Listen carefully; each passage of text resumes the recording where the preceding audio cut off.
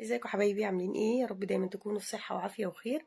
النهارده هنعمل مع بعض نوع خضار تقريبا مفيش حد ما بيحبوش.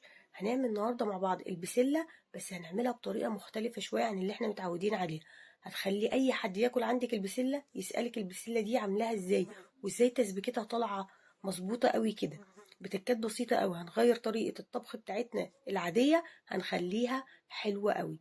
جوش اتفرجي على الفيديو للآخر، ولو أول مرة تشوفيني ما تنسيش تتابعيني. اول حاجه حطيت معلقه من السمنه وشويه زيت، والماده الدهنيه دي اختياريه ليكي، حطي اللي يعجبك. عندي اللحمه هقطعها مكعبات صغيره، ما بقطعهاش كبيره قوي ادام هحطها في الخضار، ومش بقطعها صغيره قوي، يعني متوسطه كده. مش هحط حاجه عليها غير رشه فلفل بس، وهسيبها بقى كده تاخد صدمه مع نفسها. ما بقلبهاش خالص في الاول. بعد شويه ببتدي، اول ما احس ان هي خدت لون من تحت كده ببتدي اقلبها. بفضل اقلب فيها بقى لما تتشوح من الجنبين كده وتاخد لون خفيف. قلت لكم حاجات بسيطة قوي لكن بتغير لكم طعم الطبخ خالص. معايا بصلاية، او على حسب بقى انت هتعملي خضار قد ايه. حطيتها كده وافضل اقلب فيها برضو، مش عايزاها تاخد لون بس تدبل. بصوا البصلاية دبلت معايا اهي. عندي بقى 3 معالق كبار من معجون الطماطم، اللي هي الصلصة المعلبة يعني، طبعا دي كانت في الفريزر. هنحطهم كده ونبتدي برضو نقلبهم تقليبة خفيفة مش كتير. وهجيب بقى معلقة صغيرة مليانة من البابريكا،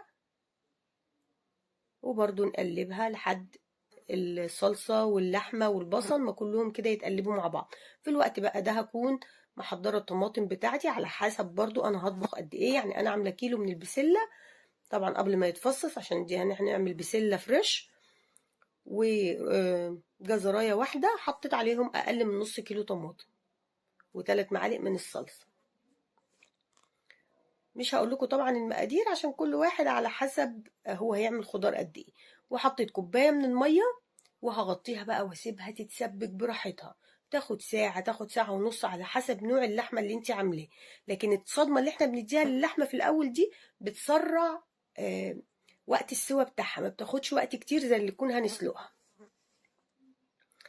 كده خلاص اتسبكت، وطبعا من وقت للتاني نقلبها، ولو حسينا ان هي محتاجة شوية مية نديها شوية مية، بس تكونوا سخنة، ما نحطش مية باردة. بصوا حبايبي اللحمة خلاص دخلت في السوا، ما استوتش 100%، لكن خلاص. بصوا لما بقطعها بايدي بتتقطع، لان هي لسه هتاخد سوا تاني مع الخضار عشان ما تتهريش قوي. بعد كده هحط شويه صغيرين من الكمون، شويه من بهارات اللحمه او ال7 بهارات، والملح. في البدايه ما حطيتش ولا بهارات ولا ملح في اول الطبخ، بنحطهم في الوقت ده. هنا بقى عندي البسله والجزر مقطعاه صغير كده قد حبه البسله.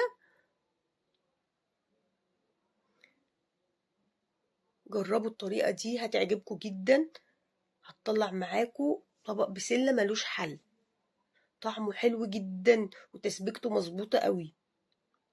لو اول مره تشوفيني بقى ما تنسيش تتابعيني وتفعلي الجرس على الكل، وخدي لفه كده في القناه، الفيديوهات القديمه ان شاء الله هتعجبك. هزود كوبايه او نص كوبايه من الميه، بس تكون سخنه طبعا زي ما قلت لكم. وبعد كده هغطيها بقى واسيبها تتسبك براحتها وتستوي لحد ما امسك البسلايه او الجزرايه كده الاقيها استوت. ما بتاخدش تاني نص ساعه، لان البسله ما بتاخدش وقت في السوا.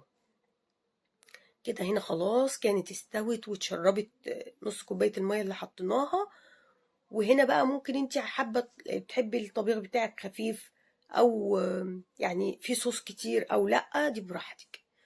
وده كان فطاري، كان حاجه كده مصريه 100%، ملوخيه ورز وسلطه وبسله. اتمنى يكون الفيديو افادكم باي حاجه، ويا ريت لو استفدتي اي حاجه بالفيديو يا ريت ما تبخليش عليا باللايك والاشتراك في القناه.